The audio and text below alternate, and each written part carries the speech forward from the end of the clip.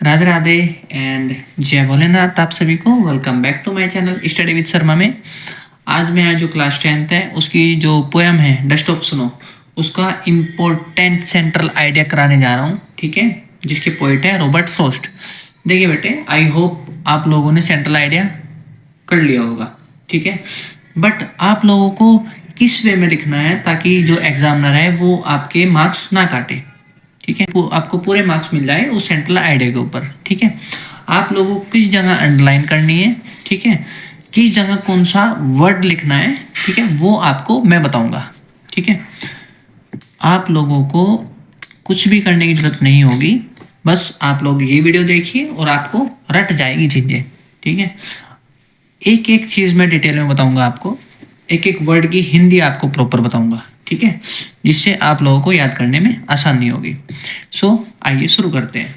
The poem dust of snow.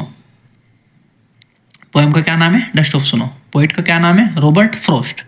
ये चीज आपको याद करना है, ठीक है। Poem dust of snow, poet Robert Frost. Poem dust of snow, poet Robert Frost. हो गया याद?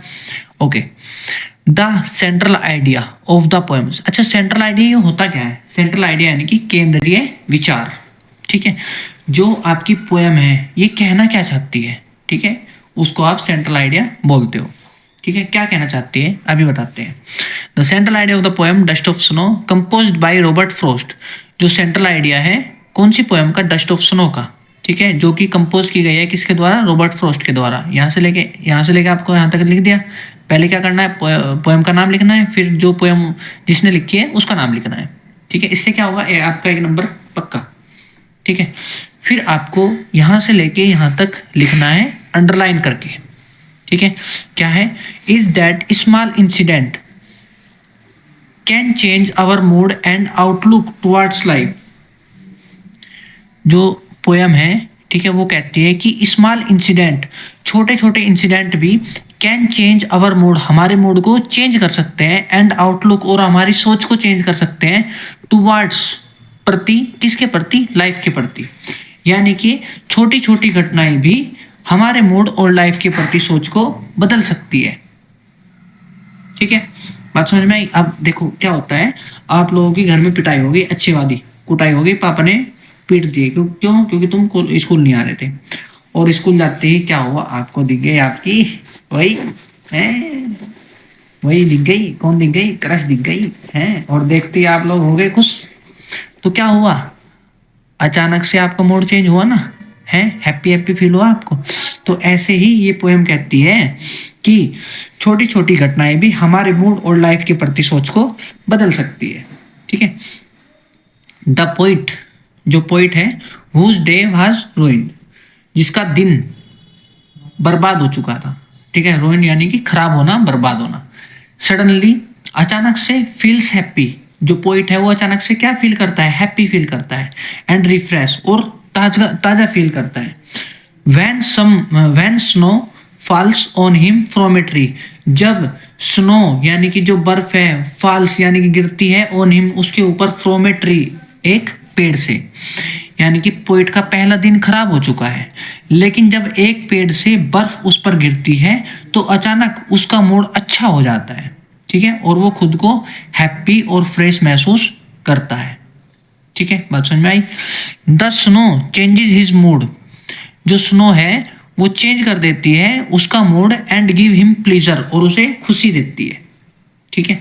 द पोइट, जो पोइट है, वांट्स, चाहता है, टू कन्वे, कन्वे करना यानी कि बताना, दैट समटाइम्स, कि कभी कभी, सर्टेन मोमेंट्स, छोटे छोटे मोमेंट्स, कुछ moments, have a great importance, बहुत ज़्यादा इंपॉर्टेंट होते हैं। यानी कि जो पोइट है वो बताना चाहता है कि कभी कभी कुछ छोटे पल भी, छोटे मोमेंट्स भी बहुत ज़्यादा इंपॉर्टेंट होते हैं, ठीक है।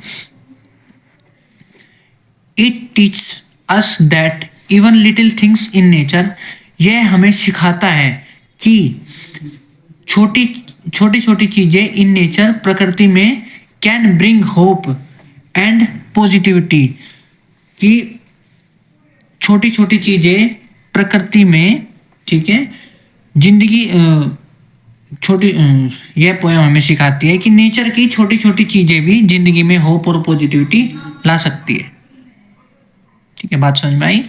इट टीचेज अस, यह हमें सिखाती है, इवन लिटिल थिंग्स, छोटी छोटी चीजें इन नेचर, प्रकृति में, कैन ब्रिंग, ला सकती है होप, आशा एंड पॉजिटिविटी और पॉजिटिविटी।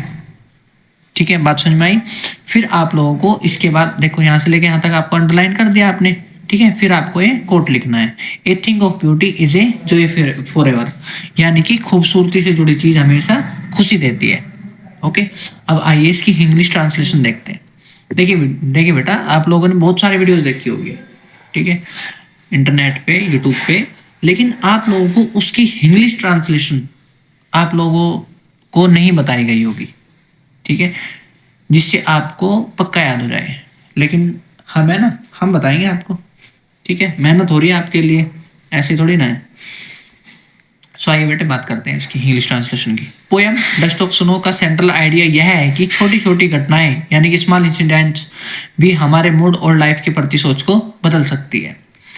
पोइट का पहला दिन खराब हो चुका है, लेकिन जब एक पेड़ से बर्फ उस पर गिरती है तो अचानक उसका मूड अच्छा हो जाता है और वह खुद को हैप्पी और फ्रेश महसूस करता है।